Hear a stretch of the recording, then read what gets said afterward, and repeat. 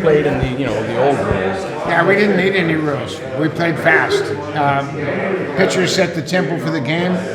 Nobody needed to have walk-up music. Nobody needed to have themes or brands.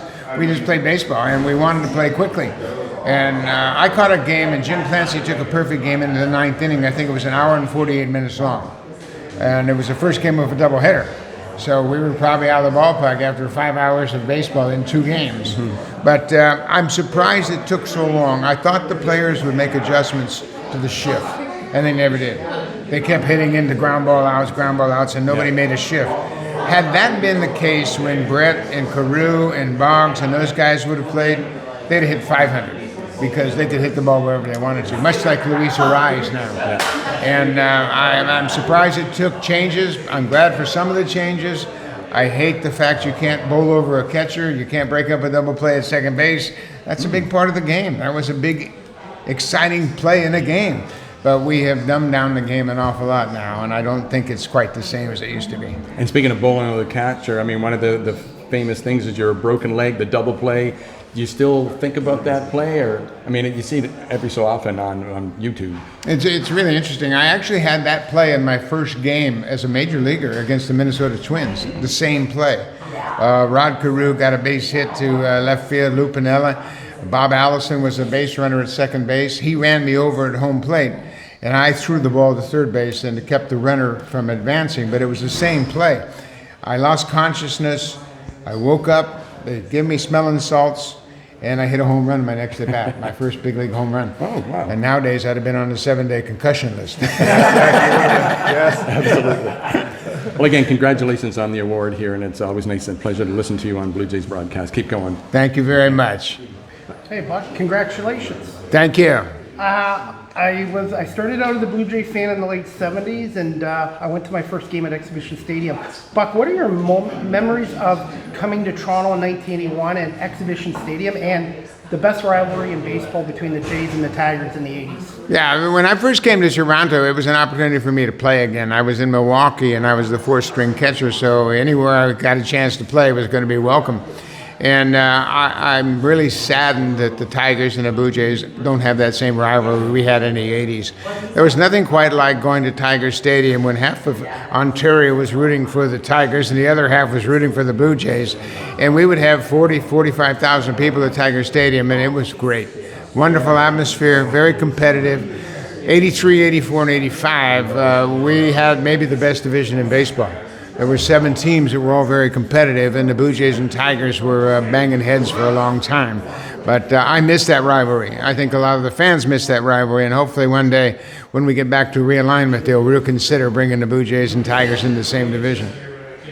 I wanted to ask you about your father. It's Father's Day weekend, and I just wondered, was it your father that introduced you to the game of baseball, and what type of influence did he have on your life? Yeah, my father had a lot to do with it. He actually moved the family from Redding, California to Sacramento so we'd have a better chance at athletics and sports in general.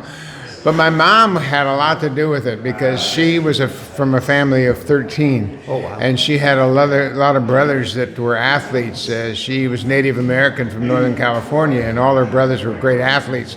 So she would throw me batting practice, and she would play catch with me all the time as a 4- and 5-year-old. So yeah, both my mother and my father were very instrumental in allowing me to play. And Father's Day weekend is pretty special because we'll be back at the Rogers Center, and it's also my wife's birthday on the 16th, so it's going to be a special day for everybody. Oh, wow. So what's your dad's first name and your mom's first name? My dad's John, and that's my name. Yes. And then my mom's Shirley, and they were both veterans of World War II. Oh. My mom was in the Women's Army Corps, and my dad was a combat engineer that went to France in Normandy. Oh, wow. Okay, wow. How much does this Jack Graney Award mean to you? And do you remember your first broadcast with TSN, I believe in 1987? Yeah, the Jack Graney Award is pretty special because Jack and I both were former players that moved into the broadcast booth, and I know he was the first former player to become a play-by-play announcer for the Cleveland Indians. And like Jack, I had broadcast a lot longer than I played, and I don't think we either thought that was going to be the case. But as far as my first broadcasts, there have been so many of them